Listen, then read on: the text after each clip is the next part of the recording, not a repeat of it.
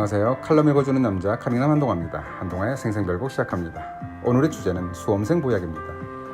수험생들은 신체적으로나 정신적으로 힘들어하기 때문에 수험생 보약을 많이 찾는데요. 수험생 보약은 언제 어떻게 먹어야 할까요? 한번 살펴보겠습니다. 앞으로 2달 후면 수능입니다. 많은 수험생들이 심리적인 부담감, 체력적인 한계, 집중력 저하 등으로 힘들어합니다. 따라서 많이들 찾는 것이 수험생 보약입니다. 정말 수험생 보약은 효과가 있을까요? 만약 효과가 있다면 언제 어떤 것을 먹어야 할까요? 그리고 별다른 부작용은 없을까요? 동의보감에는 건망증 편이 있습니다. 여기에는 다양한 이름의 처방이 나옵니다.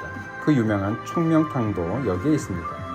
총명탕 이외에도 장온환, 주자 독소환 등 이름만 보더라도 어떤 목적으로 사용되는 처방인지 지레짐작이 가능합니다. 총명탕은 원래 명나라 때의 고급 의방에 처음 기록된 처방으로 잊어버리기를 잘하는 것을 치료한다. 오랫동안 먹으면 하루에 1000마디의 글을 외울 수 있다고 효능이 적혀 있습니다. 장온환은 등불 아래서 고통스럽게 책을 읽으면서도 건망증이 심하고 잠을 이루지 못하며 잘 기억하지 못하고 잊어버리는 경우 하루에 1000마디의 글을 외울 수 있고 만권의 내용을 가슴에 담을 수 있다라고 나와 있습니다. 사실 이러한 처방이 생겨난 이유는 옛날에도 과거 시험과 같은 등용문 시험이 있었기 때문입니다. 특히 문과의 경우 온종일 앉아서 사서삼경과 유교 경전을 모두 외워야 했으니 약물의 도움이라도 받고자 하는 절실함이 있었을 것 같습니다. 그런데 이런 처방들이 정말 학습 능력을 높이는 데 도움이 될까요? 이와 관련된 연구 논문을 살펴보면 주의 학습 능력 및 기억 능력에 있어서 총명탕의 효과, 그리고 장온환이 신경 독성 물질에 의해 손상된 대뇌 피질 신경세포에 미치는 영향 등이 있었습니다.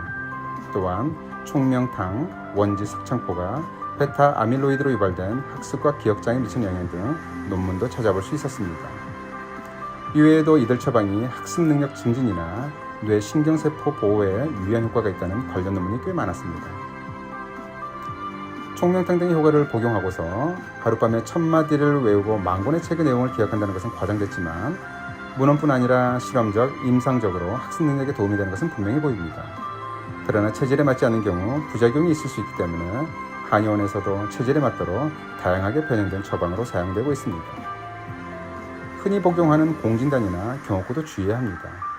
공진단은 체력을 증진시키고 각성작용을 나타내지만 각성 효과가 강해서 늦은 밤에 복용한 경우 불면증을 유발합니다.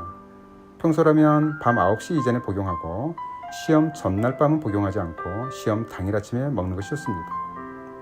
경옥고에는 인삼과 생주향이 들어있어 역시 체질에 맞지 않는 경우 피부 발진, 식욕 부진, 소화불량, 설사가 유발될 수 있습니다. 또한 시중의 홍삼 제품도 홍삼 이외에 첨가된 재료들이 많아서 잘 살펴봐야 합니다. 만약 홍삼 단일 성분 제품의 경우라도 인삼이 맞지 않는 체질이라면 부작용이 나타날 수 있습니다. 부작용으로는 상기감, 두통, 설사가 나타나기도 합니다. 보약은 아니지만 우황청심환도 주의해야 합니다. 우황청심환은 불안 조절을 완화시켜주는 효과가 있습니다. 그런데 시험 당일 처음으로 먹어본 우황청심환의 과도한 진정작용 때문에 머리가 멍해지고 졸게 되는 최악의 부작용을 경험하기도 합니다. 만약 시험을 준비하면서 과도한 불안감이 있다면 시험 며칠 전 반알 정도 먹어봐서 반응을 살펴보는 것도 필요합니다. 무엇보다 중요한 것은 수험생 보약은 시험을 앞두거나 시험 당일에 처음으로 복용하지 않는 것입니다.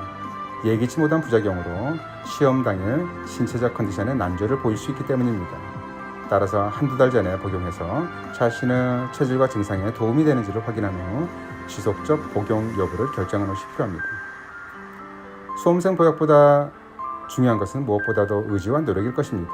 무작정 총명탕을 먹었다고 해서 총명해질 수는 없습니다. 그럼에도 만약 필요하다면 전문의의 도움을 받는 것이 효과는 증대시키면서 부작용을 줄이는 방법일 것입니다. 필자의 여식을 포함해서 이 땅의 모든 수험생 아들, 딸들에게 건투를 빕니다. 잘 들어보셨죠? 그럼 오늘의 한동화의 생생별곡 마치도록 하겠습니다. 오늘도 청취해주신 여러분들께 감사드립니다.